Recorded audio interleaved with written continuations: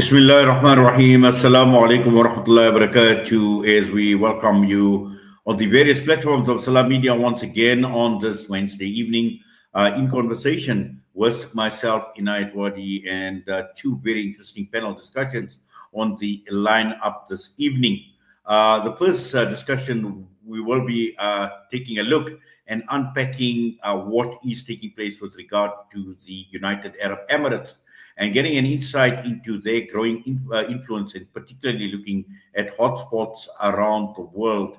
And we've heard and we've seen and we've witnessed over and over again the UAE's complicity in a number of crimes right across the entire world, and also taking a look at the widespread accusations in terms of their complicity in these war crimes, and primarily when one looks at their military, their financial backing of groups like the Rapid Support Forces in Sudan, which is just one example, but there are many, many examples. The complicity in the genocide in Gaza as well, the Abrahamic Accords, and still maintaining very, very strong expanding diplomatic, security, and economic ties. And we see with all these conflicts still taking place, the UAE prefers to keep the strategic alliance with Israel. And although they may try and keep it discreet, but we know that a lot has actually been taking place, whether we're talking about defense, intelligence, whether we're talking about regional alliances with the Zionist entity. So the Arab Emirates, United Arab Emirates, has got a long history, and a lot has been exposed. A lot has actually come out in the open, especially of late. And this is the reason why we are talking with my two guests tonight, UK-based political commentator Mazhar Khan, and also joining us is Ramadan Birima, who is a Sudanese journalist and political analyst. As we await my guests on screen, just to remind you that the second half of the show will be focused on the global Sumud flotilla, the interceptions that have sparked a major outcry, particularly looking at the detention of South Africans. 6 South Africans have been detained. So let's go across now to be joined by my two guests, Mazhar Khan and Ramadan Birima out of Sudan.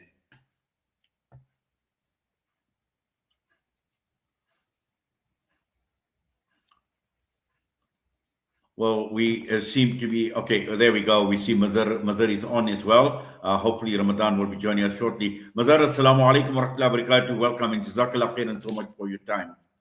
Walaikum salam wa rahmatullahi wa barakatuh. And as always, thank you for inviting me. It's always a pleasure to be hosted by yourself. Yes, Mazhar, of late, obviously, we find that the UAE is one country that has been heavily exposed, and one cannot emphasize enough in terms of the involvement, active and passive involvement, and also looking at around 18 months ago, I read quite an interesting article where some research was actually done on the UAE.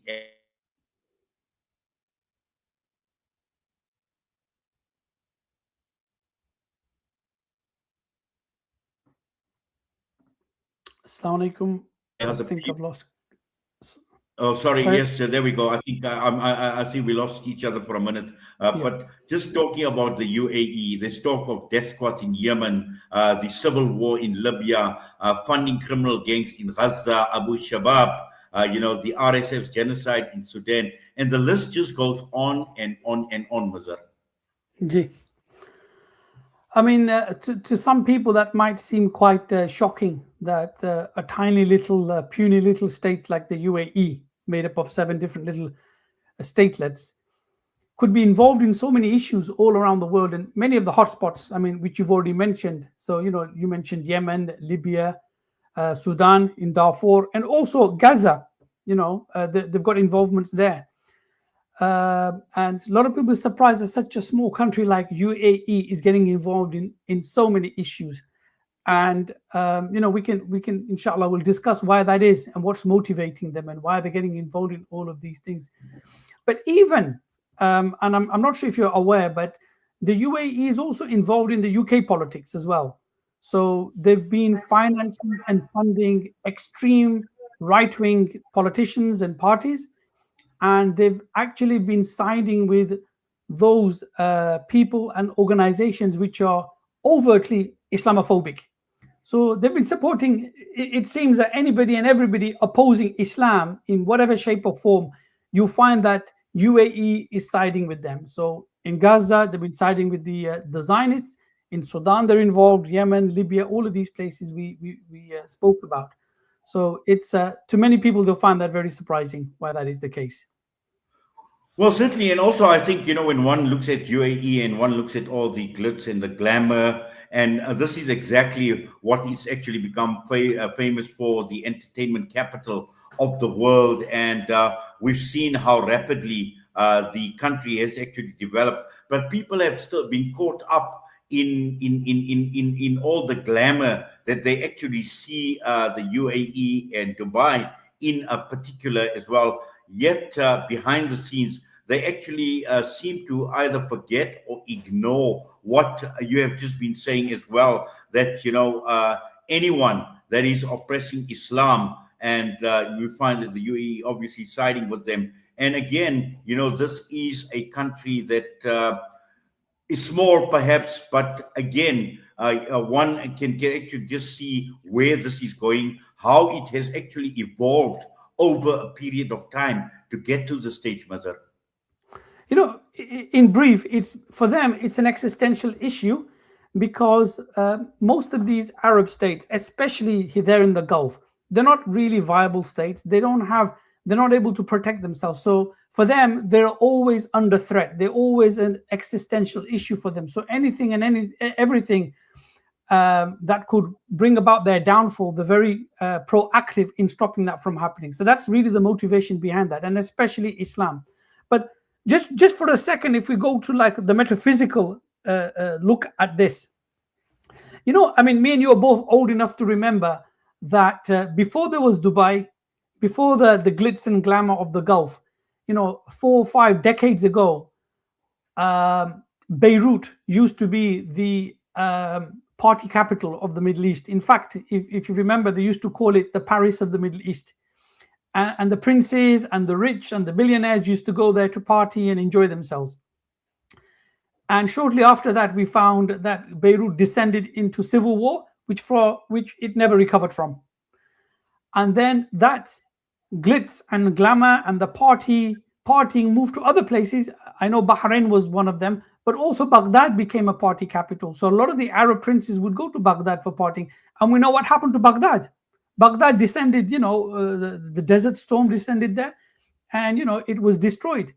And now that glamour and party has moved to the Gulf, and when I met a friend from Dubai, I said to him, you are inviting the wrath of Allah subhanahu wa ta'ala with the way you are carrying on. Not you personally, but the state. I said to him that don't be surprised that if chaos descends on this, because you are inviting the wrath of Allah subhanahu wa ta'ala. Now, coming back to the political aspect of it, Dubai, a lot of people, it's surprising, don't know that Dubai in its current form has only existed since 1971. So before 1971, there was no UAE, there was no Dubai, there was no Abu Dhabi, there was no Sharjah, and there was none of these other, what they used to call the trucial states. So these Gulf states were used to be called the trucial states, and I think it's from about the 1870 where they came under the protection of the British. So from 1870, where they came under the protection of the British, all the way until 1971, they were overseen by the British. And in 1971, they got what we call so-called independence. But they are so small and not able to look after themselves. They are perpetually looking at outside powers to secure their states. And we find this model across the Middle East. So the former colonial powers, the Western powers, they left these states always in a state of being in need. So they would always have the outside players would always have a role in these states. So when we look at, for example, Lebanon, when they created Lebanon, they gave the Christian minorities a prominent role. Although the Sunnis were in power, So they gave the Christians a prominent role in that state. When you go to Jordan, they got the Hashemites from Hijaz to come and become the kings of Jordan. When you look at Syria, they gave the control to the minority Alawis.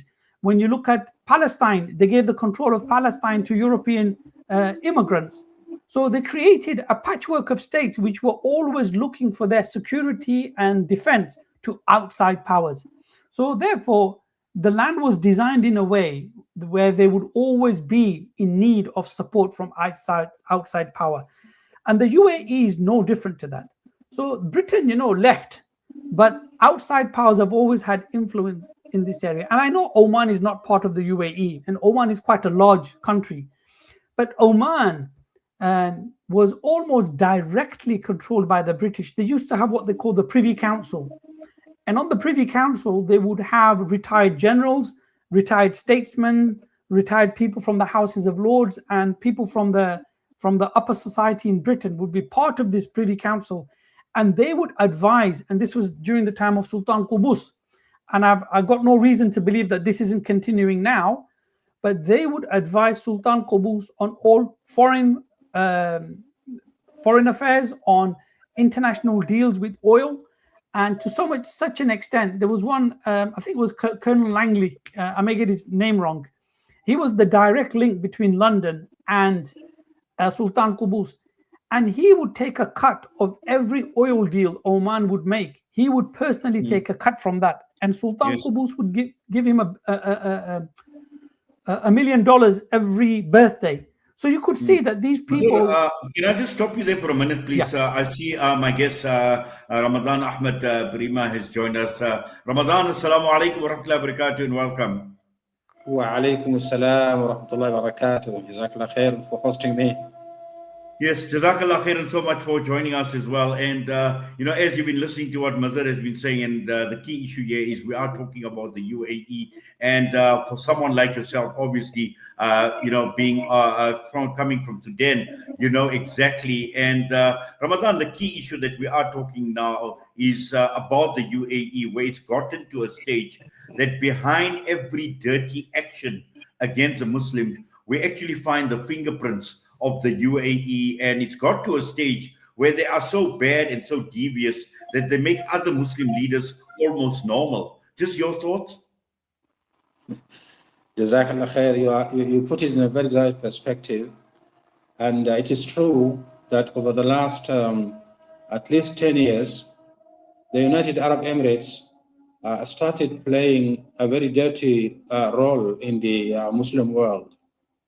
The unfortunate part is that wherever you see there is conflict between Muslims and non-Muslims, or a place where Muslims are suffering, like the Rohingya, like Kosovo, Serbia, let alone here in Africa, where a lot of disturbance are taking place. Unfortunately, the United Arab Emirates is entering there, playing a very dirty role. The history that Brother Khan has mentioned, actually, this is a very interesting history, but the most important part is that the United Arab Emirates has been playing a role of functional state. That functional state, meaning that there is another user that uses this functional state, which is the Zionist state, unfortunately. And in the Arab world, at the moment, there are two trends of politics. One trend is supporting stable governments, meaning that's supporting stability and supporting the governments that are existing. The other is the supporting dissidents. So dissidents meaning to make some kind of conflict, and that is exactly what the United Arab Emirates is doing, supporting dissidents in Yemen, in Syria, in Libya, and even in Tunisia. And they did already in Egypt, of course, and they were the main reason for toppling the Brotherhood there, the government of the Brotherhood, although it was officially elected. So now what is happening in Sudan over the last 3 years has mainly been perpetrated by the United Arab Emirates. And this is not something that I'm saying it, but it is proven.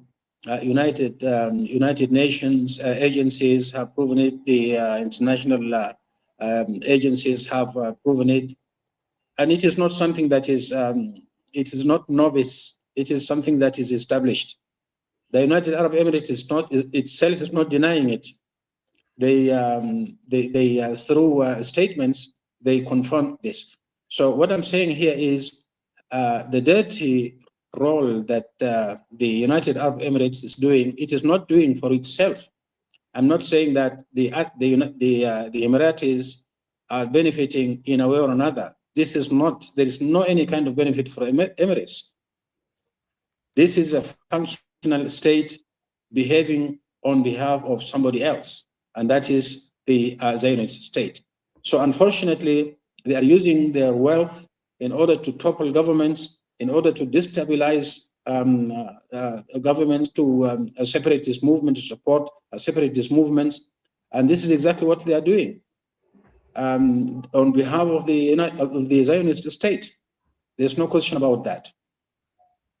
Well, certainly, Ramadan. Also, Mazhar, I think just following up, and when Ramadan speaks of a functional state, and also in terms of supporting dissidents, now the evidence has been very, very clear as well, where we spoke earlier on about the civil war in Libya. We've heard about the death squads in Yemen, the RSF, the genocide in Sudan, splitting Yemen by arming the STC, facilitating Israel's recognition of Somaliland. And the list just goes on and on, even to the extent that even in Egypt, in terms of funding protests against Mohamed Morsi, which resulted in his removal and later execution by the military dictatorship in Egypt. So while Israel still, while the UAE still pretends to be this financial hub, and creating this impression in the world that it is a financial, it's a logistical hub as well.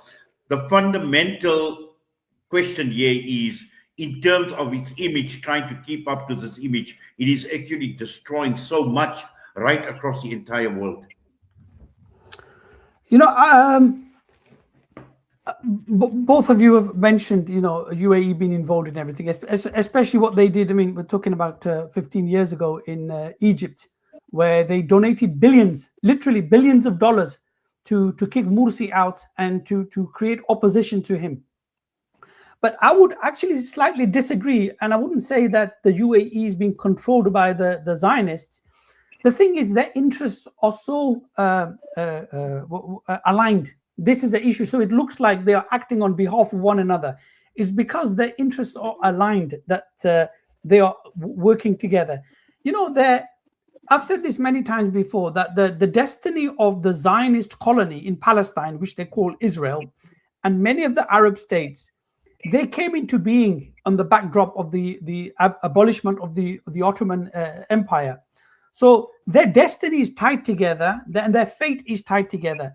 So whatever, and the only real threat to the Zionist colony is Islam, and that is the same threat to these illegitimate states. So these Gulf states are as illegitimate as the Zionist state. So they see their fates tied together. So they have a lot of interests which align. So it's that both UAE and the other Arab states and the Zionists, both of them equally oppose Islam. So wherever they see Islam getting an upper hand, or Islam being on the rise, or they see the growth of Islamic movements, they will clamp down. They have had charities in the UK being shut down and investigated by the UK government because of a covert operation the UAE conducted in Europe to besmirch the name of any Islamic organization that has had any kind of link to any kind of a Islamic movement. So even now, which I mentioned earlier, the UAE is now bankrolling and funding and supporting right-wing Islamophobic movements in Britain as well as in Europe, because they see the threat of Islam. And you might have seen an interview not so long ago where one of the UAE spokespeople, I forget his name, who was actually saying to the West that you don't understand Islam, because he's worried that you let these people speak too much. You give these people too many platforms to speak about Islam, and people are embracing Islam in the West. They said, you don't understand Islam. Islam is a threat because it is a political Islam, and you should look at us. We understand Islam. So the right-wing people are now being used by them, and vice versa. So recently, Tommy Robinson was invited to the UAE. The funding of the Reform Party in the UK, which is made up of billionaires, property owners, very, very wealthy people, they want to get to power, and the easiest way to get to power is to appeal to the common people. And they say to the common people, the threat you face in Britain is not we billionaires taking your money and making life hard for you. No, the threat for you is Islam. The Sharia doesn't exist in Britain. Muslims are about less than 5% of the population. And out of that 5% of the population, a small number are practicing, overtly practicing. So Islam is absolutely not a threat. But if you listen to the media in the UK, you think Islam is the threat to the British way of life, because the UAE is supporting the likes of Nigel Farage, like Tommy Robinson. So in the same way the UAE was involved in Egypt, is involved in Yemen, is involved in Libya, is involved in Sudan, they are opposing anybody who is aligned to any kind of Islamic movement calling for an Islamic political change. They see that as an existential threat, because if ever an independent Islamic polity exists, they know that their legitimacy is over, and they know they will see that as a threat. So they need to stop that from ever happening in the first place. Well, certainly, Mazhar. And also, I think Ramadan, just from what Mazhar is saying, and he speaks about Tommy Robinson as well, that even I know that there was an investigation into the UAE donating 8 million euros to Marine Le Pen, the far-right movement in France as well, money that actually saved the party. So, one is not actually surprised.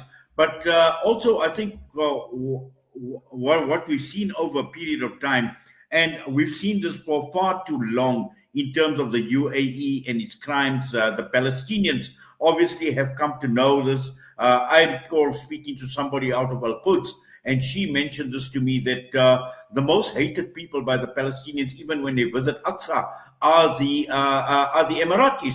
And even when they give them food, they throw the food back into their faces. They get escorted into Aqsa through a separate entrance as well by the Israeli security apparatus. But for a very, very long time, there has been silence as far as the UAE is concerned. And it is this silence that has been allowing the UAE to get away with this criminal and anti and un-Islamic behavior for a long time, Ramadan. If you could unmute your mic, please, my brother. Yes, you are right. What you mentioned is absolutely correct. There has been sometimes back in Gaza, the Emirati Red Crescent, I think, they were operating in Gaza, and all of a sudden they were discovered to have been conniving with the Zionist state. So they were working as spies. So they had to, when they realized that they were discovered, they just withdrew, and they left the Gaza Strip. And it was a very big shame, actually. And also, with regard to the problems that the Zionist state was exposed to when there was some kind of like blockade, they had to bring trucks all the way from UAE to Israel, unfortunately. So the question of Brother Mazhar is trying to say that yes, the United Arab Emirates was not established by Israel, of course, was not. but there is this convergence of interests. Now, this interest is to combat what they call political Islam.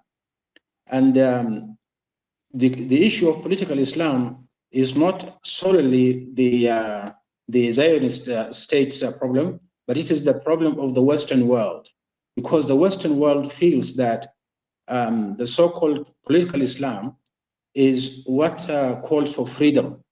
And you know, the Western world opposes anything called freedom, political freedom and independence in the Arab world.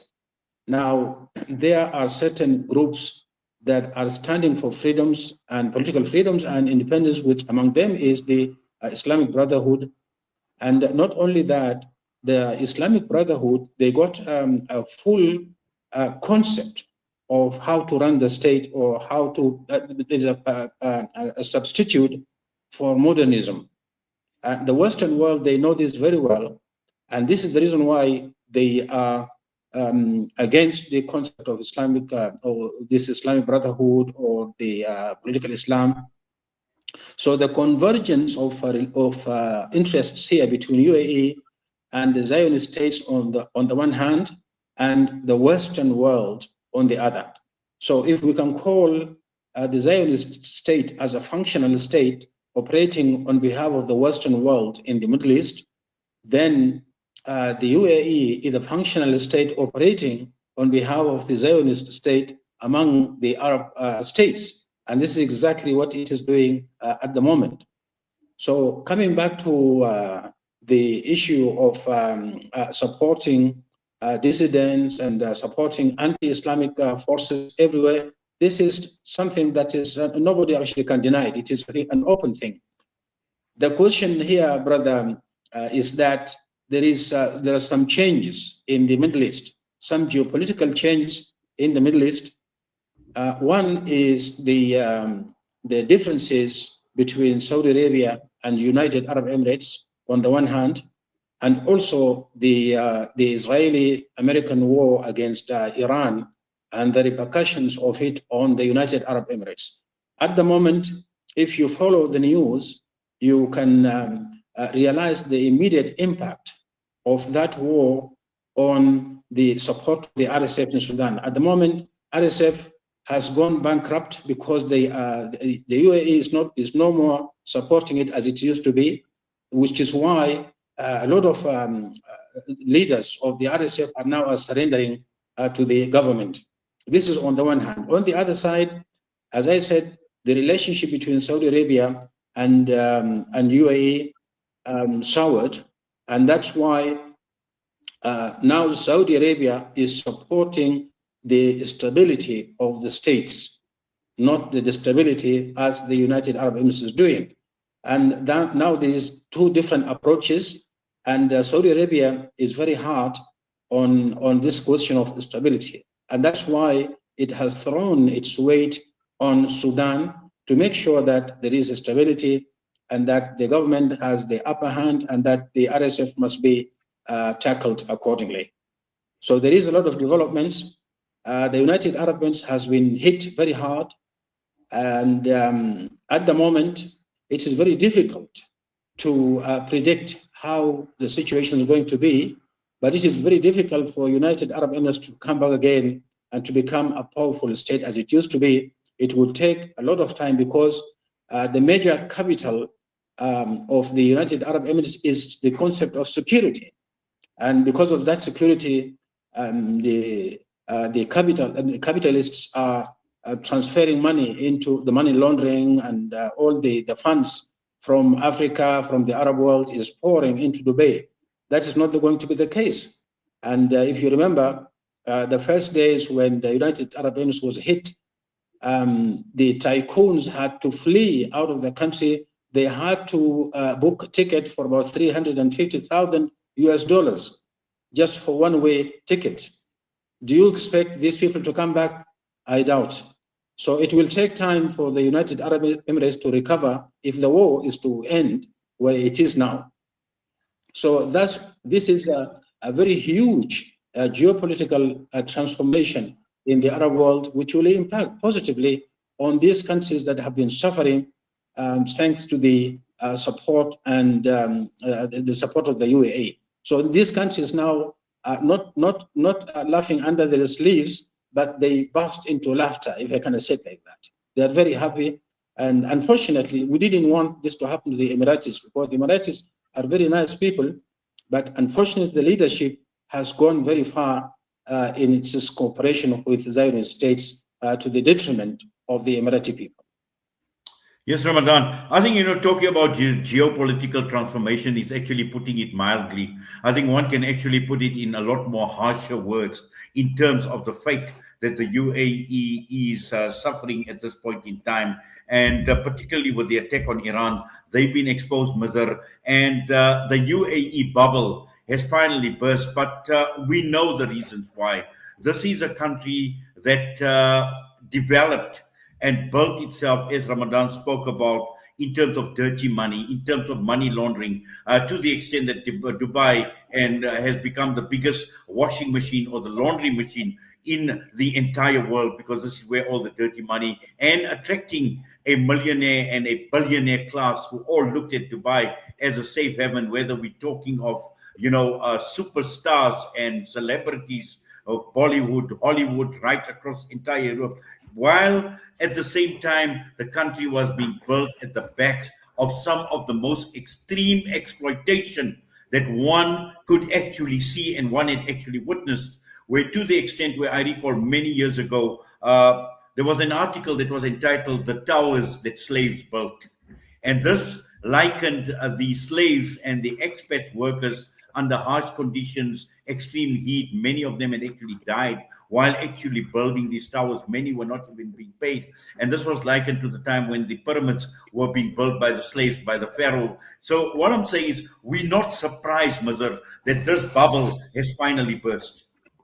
You put that very well, actually, because, the UAE magnifies many times the evil on the sickness of capitalism. So it's no surprise many of the world's billionaires and crooks and drug barons and criminal gangs are HQ'd in Dubai.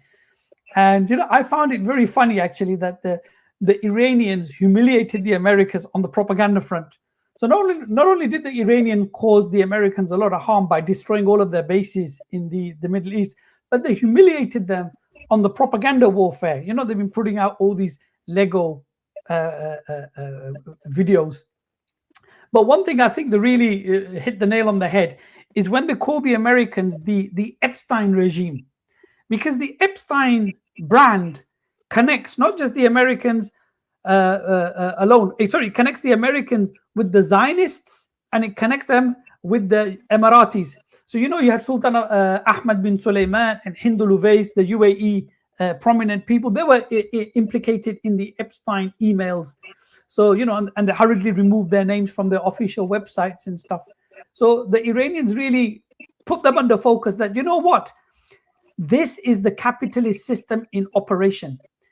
Saudi Arabia, the UAE, and all the other states are subservient to this capitalist hegemony in the world. And we find, I did a video recently that when they had these democratic elections in the West, every democratic election in the West is a deception, because the elite control the media and shape the mindset of the people to which to vote. I mean, the fact that in Britain, the majority of the working class people think voting for reform is in their interest is ludicrous, because they're a party of billionaires. I mentioned in my video that in '79, when Margaret Thatcher revolutionized the British economy from some aspects of socialism to an overt capitalist economy, 2 million people lost their jobs in her first term of government, and many of those people voted for her. So we find that capitalism has hid behind various veils, whether you want to call it democracy, international law, all of these, UN, Geneva Convention, all of this. But behind it is this naked capitalist beast. And now many more people can see how it operates. It doesn't care about international law. That's for the other people. It doesn't care about UN. That's for the other people. It doesn't even care about national sovereignty. It doesn't even care about elections in other countries. They will enforce their will on other people. And now more and more people are seeing this. So you see them acting nakedly now. So they're not even pretending anymore, because the world is changing. Like you mentioned, the war in Ukraine, what's happened, the genocide in Gaza, what's happening now with Iran and America. The world is changing. It's not going to go back to what it was. So that's why people amongst the Muslim Ummah really need to see this as an opportunity to move forward in a positive direction, where we are politically and intellectually and economically independent and confident in ourselves, and to shape the world in a better way for the rest of humanity. You know, our deen didn't just come for us, it came for the whole of humanity. Rahmatul lil alameen. So we should see that the world has changed dramatically. And Epstein, I know that's the phrase the Iranians like to use, but it just goes to show that Epstein was like a go-between for the big capitalists and the billionaires to get deals done. And he entrapped many politicians to blackmail them in order to achieve what they wanted. And that's it's open for people to see that this is how the world is actually run, and how it has been running for many decades. And it's time now, we're at a crossroads, that we Muslims should not look for following their models of governments, but we should look at this opportunity to push forward with an independent Islamic agenda, inshallah. Well, certainly, but also Ramadan, I think when one compares the United Arab Emirates to a state like Israel, we know this institutionalized apartheid that is taking place in Israel as well, whether they are Jews or non-Jews as well. And when one looks at, for example, the Ethiopian Jews as well, always at a disadvantage, the apartheid, the laws that apply to Jews from Europe and all these other countries as well. And we see exactly the same scenario playing out in the Arab Emirates as well, where they have two laws. And we see that many of the experts, particularly those from Africa, those from the subcontinent, are constantly at a disadvantage, especially those that are working, apart from just the millionaire and the billionaire class, who seem to be enjoying the benefits and the fruits of what the UAE has to offer. But when one drills down and looks at it on the ground, to the extent where now we've seen that even with the war in Iran, the attack in Iran as well, we've seen the surveillance that is taking place in the UAE. And 15,000 people from Pakistan have actually been deported out of the country. And these were people that have been around for 20, 30 years. Their livelihood, all of that depended. And within a second and within an instant, suddenly all that, is lost. And suddenly they've been deported out of the country. So again, when we talk about the Arab Emirates again, it's about discriminatory policies. It's about apartheid of a different form. It is very sad, of course, when you look at it from this perspective. In the Arab world in general, there are certain laws that do not conform to the teachings of Islam. Unfortunately, we say we are Muslims, but in most cases, we behave in a way that does not conform to the teachings of Islam. Among which is this kind of the example that you have given. In the Gulf states, you may stay there for 50 years, 60 years, meaning that you have given your prime time to the development that has happened there. But at the end of the day, you are just spit like gum. And they don't even consider the years that you stayed there. This is very unfortunate. And as Brother Mazhar mentioned, things are changing. The world is changing very dramatically. And I think we Muslims, instead of waiting for a new master to appear and that we can become subservient under this master, we better become proactive. And I think the world today has reached a stage of bankruptcy when it comes to morality, when it comes to values, when it comes to standards. And I think when we look at Islam, let's take, for example, the 5 purposes, the maqasid, so maqasid al-sharia. This maqasid can become standard and the criteria for international relationships, international laws, international transactions, and all this. And I think we as Muslims, we mustn't, as brother, I agree totally with brother Mazhar. Islam is rahmatun lil alameen. It is not only for Muslims, it is for the world. And it is high time for us to behave in a way that we can be able to present Islam to the world, to fill the gap. The rising nations like China, Russia, and the BRICS group, these are purely economic groups. They don't have philosophy. They don't have any kind of intellectual dispensation. So there is no world view, and it is Islam that can bridge this gap. And I think this is something that the Western world knows very well. And I think the world understands Islam better than the Muslim leaders do. And I think it is high time for us to highlight this in platforms like this, so that we can present the maqasid sharia, the 5 maqasid, and these 5 maqasid can become the criteria for any scientific research, especially when today, with the advancement of AI, the question of moral guidance has become very critical, because there is no any kind of boundaries at all when it comes to AI, when it comes to scientific research. So when we present Islam as a standard, as a criteria, then definitely will contribute tremendously to the world. Well, certainly. And also, Mazhar, I think, the time has come now to start speaking out and exposing this evil and this munkar that exists. And one cannot remain silent anymore, because silence is complicity as well. We all as individuals have agency, and we can make a change. We can contribute. We can do some stuff. We can do some things.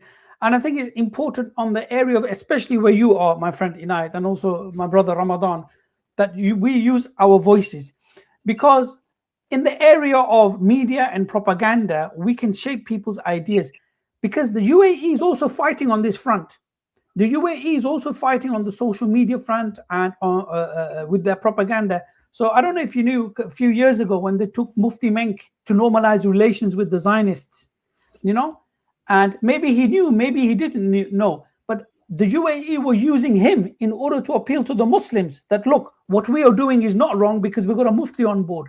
You find that there are many also social media Islamic celebrity scholars, I'm not going to mention their names, which are favored by the UAEs and financed by them. They will never speak against them. So they'll speak against Iran, they'll speak against some other Muslim countries, but they will never speak against the UAE. And when you check the money trail, you can see that the UAE is now silencing voices.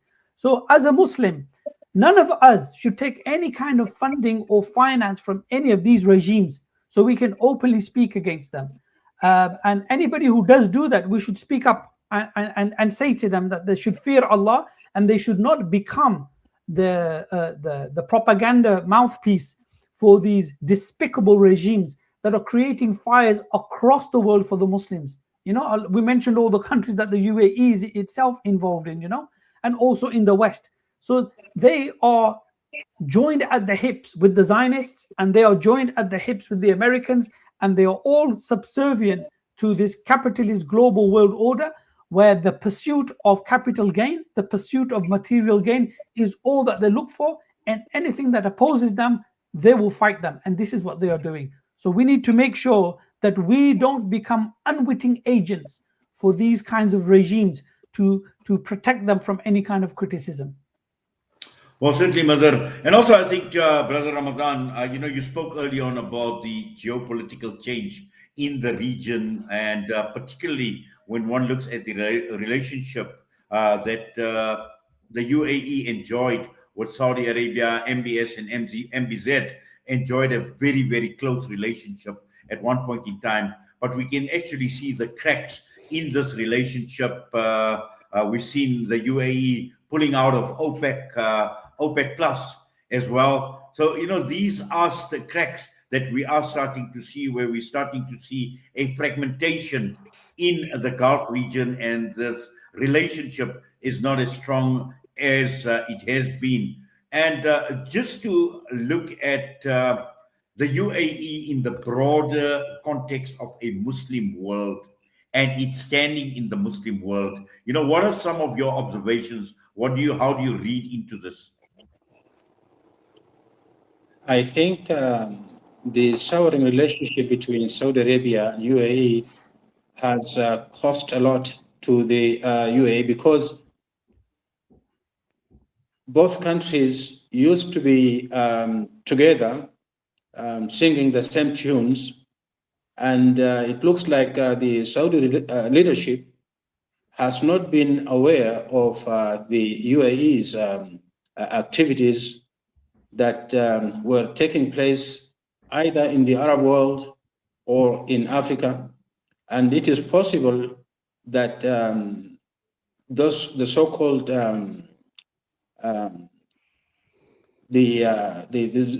supporters of capitalism, or the Western world, or the secularists, if I can call it secularists, were surrounding bin Salman, and it is they actually who blurred his vision to see what the United Arab Emirates was doing. So what happened in Yemen was like an eye-opener for Saudi Arabia to realize that they were sitting together, talking together, but United Arab Emirates was doing something behind the scenes. And it was about to establish a new pro-Israeli state in south of Saudi Arabia. This is the moment, a very decisive moment, that Saudi Arabia has come to realize what the UAE was doing. And it had to interfere very decisively and demanded that UAE pulls out of Yemen within 24 hours. In fact, they pulled out of Yemen in 8 hours.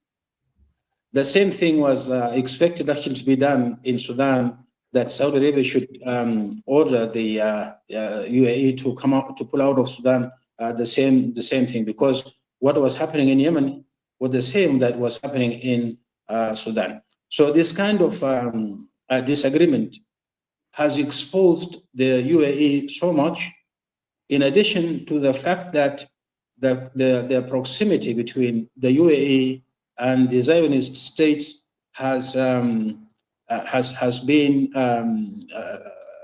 witnessed all over the Muslim world, and the United Arab Emirates has lost a lot.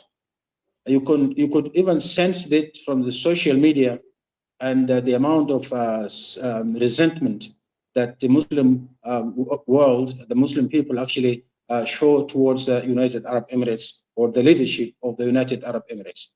It is very unfortunate, of course. So these geopolitical transformations will have a very huge impact in the near future, not let alone in the long run. Just near future, we will see it. At the moment, there is a kind of talk among the intellectuals in the Arab world, given the turn of events in this Israeli-American war against Iran. The hypothesis is that Iran has had the upper hand at the moment.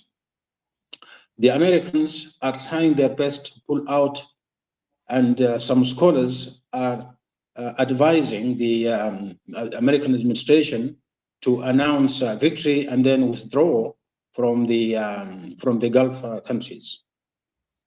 And this is most likely what's going to happen, although the Zionist state is not happy with this, and they are trying to encourage Trump to resume war, but that is very, very far at the moment to happen in the United States, because the impact of the war in the United States is very, very, very big, and they cannot afford to launch another war.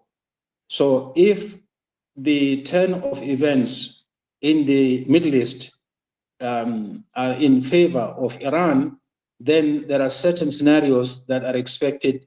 Some of the countries in the region will disappear completely, and this is going to be some kind of huge geopolitical transformations in the region. I'm not going to name these countries, but some of these countries will disappear from the map.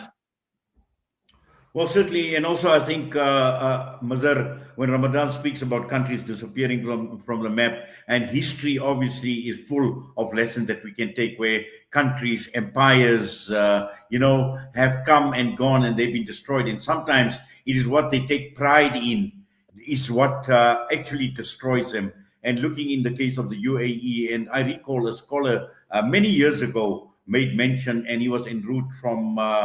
I think from the subcontinent and via Dubai, where to spend a few days. And he came back and he made one statement, and he says, and one cannot ignore the hand of Almighty, the hand of Allah subhanahu wa ta'ala, as far as the downfall of the UAE is concerned, because the statement he made is, I advise anyone to get out before the curse, before the lanat of Allah subhanahu wa ta'ala. Actually, so, one cannot ignore that hidden hand, that hand of the Almighty in terms of what we're seeing. We can unpack, we can talk about geopolitics, we can talk all of that. But at the end of the day, it is Almighty Allah who is the controller. And sometimes your downfall is as a result of what you're taking pride in.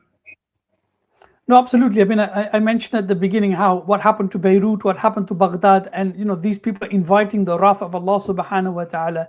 But just to add on to what Brother Ramadan is saying, the default position amongst the Arabs is a state of disunity. They've always been disunited. The exception is unity. So when the Saudis and the Emiratis united against Mursi, that was because of Islam. When they united in Yemen, that was because of Islam. And even now, again, in Gaza and places, they unite. But they've always been opposed to one another. And now with what has happened post the Iran conflict with America, the UAE has suffered and they need money, and they are so fickle that they are desperate for that. That's why they've broken away from the OPEC, because they don't want Saudi Arabia to dictate how much oil they can produce. So they now see, UAE now sees Saudi Arabia as almost an open enemy and a threat to their well-being.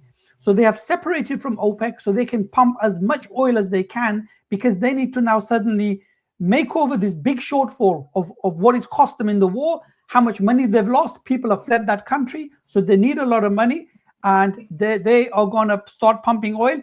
And again, it falls into the hands of the Americans, because that will reduce the price of oil. So America is very happy with the state of play, that there is disunity amongst these Arab countries, because it only plays into their hands by reducing the price of oil. Well, certainly. I think we've got about 3 minutes to go. Brother Ramadan, just some final thoughts in a minute or so, and I'll also ask Mazhar for his closing comments before we end the broadcast this evening. My last comment is that the Arab world is changing dramatically, and that change happens because the United States is not going to be there anymore. All the United States military bases in the Arab world have been terribly hit and destroyed completely. And the question that is roaming around in the Arab world is that we invited the Americans to come and protect us. The unfortunate part is that they never protected us.